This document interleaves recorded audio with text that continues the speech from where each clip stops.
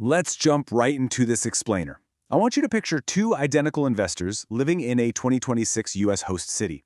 On paper, they look exactly the same. They're both pulling in about $60,000 a year. But with a massive global soccer tournament rolling into town, they are making vastly different choices with their money. And those choices, they're going to completely dictate their financial futures. We're looking at the actual arithmetic of ruin today, and exactly why one of them ends up going completely broke. So here's the setup. First, we've got Tyler. Tyler is anticipating a huge economic windfall from this tournament, so he just starts swiping that credit card. He buys a $1,200 ticket package and a brand new TV just to watch history happen. But then, there's Sophia. Now, Sophia is cautious. She's got an investor mindset. She buys just one cheap ticket, pays in cash, and banks the rest of her money in a high-yield savings account. Two completely different paths, right? And one of them is heading straight toward an unseen disaster. Let's start with Part 1. The World Cup Illusion. See, Tyler is totally sold on these glowing headlines promising a staggering $17 billion windfall. But Sophia, she actually wants to know the math. She digs in and finds that independent firms project a fraction of what FIFA is promising. We're talking closer to $5 billion for all of North America. $5 billion smeared across a landmass of 600 million people, and meanwhile, U.S. taxpayers are stuck footing a $600 million security bill just for their own cities.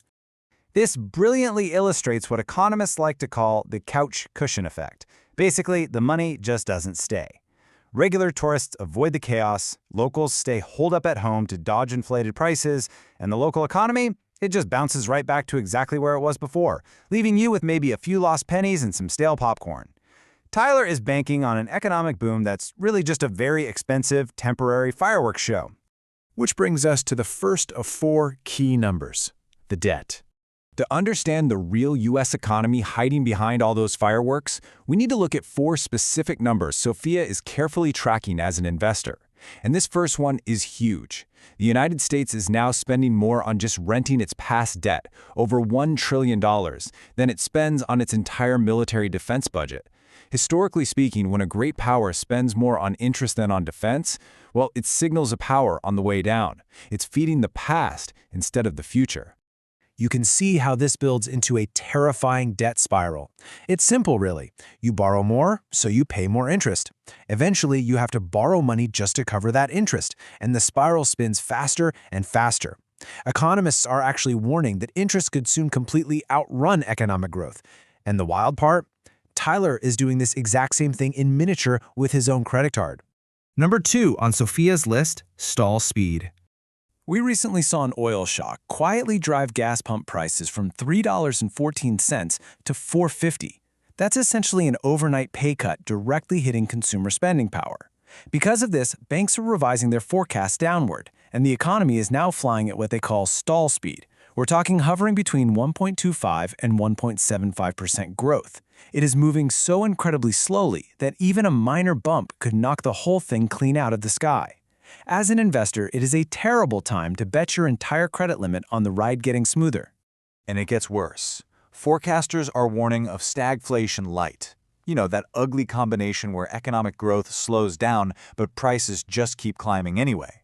It literally gives you the very worst of both worlds. A weaker economy holding hands with a fatter grocery bill. That is the rough weather we're flying into. Moving on to number 3, the K-shaped economy. This dynamic is hiding right inside your own wallet, and it perfectly explains why the headline economy looks totally fine, but individual people feel like they're drowning. We are in a K-shaped economy. The people at the top, they're doing better than ever, but the people at the bottom are quietly coming apart at the seams.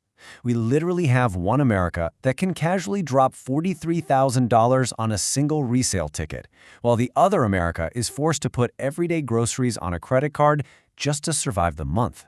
The people at the bottom of that K are essentially treading water with heavy weights strapped to their ankles. They're facing a record $18 trillion in total household debt, and $1.25 trillion of that is just in credit cards. On top of that, the personal savings rate has completely collapsed down to 4%. Oh, and tariffs are acting as this quiet, regressive tax, eating up $1,000 to $1,700 of their income every single year. In this 21% number right here, this is the exact trap that catches Tyler. He taps that friendly, small, minimum payment on his brand new TV, completely ignoring that a 21% credit card interest rate monster is going to quietly double the real price of that TV in about 4 years. The plastic just absorbs the immediate impact, right? So it keeps him blissfully unaware of the financial damage compounding in the background. Finally, number 4, the stock market mirage.